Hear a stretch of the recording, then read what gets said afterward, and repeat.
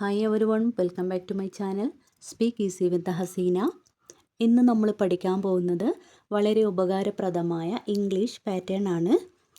നമ്മൾ സംസാരിക്കുമ്പോൾ വന്നിട്ട്, പോയിട്ട്, ചെയ്തിട്ട്, കഴിച്ചിട്ട് തുടങ്ങിയ ആശയങ്ങളൊക്കെ എങ്ങനെയാണ് ഇംഗ്ലീഷിൽ പറയുക എന്നാണ് ഈ വീഡിയോയിലൂടെ നോക്കുന്നത്.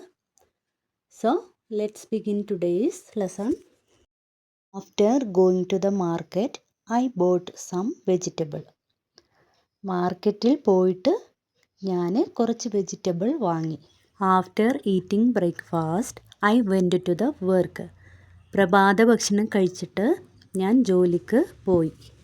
After finishing my work I watched TV. ജോലി തീർത്തിട്ട് ഞാൻ TV കണ്ടു. After brushing my teeth I drank tea. പല്ല് തേച്ചിട്ട് ഞാൻ ചായ കുടിച്ചു. ഈ പറഞ്ഞ സെൻറ്റൻസുകളെയെല്ലാം നമുക്ക് ആഫ്റ്റർ ലാസ്റ്റ് കൊടുത്തിട്ടും പറയാം.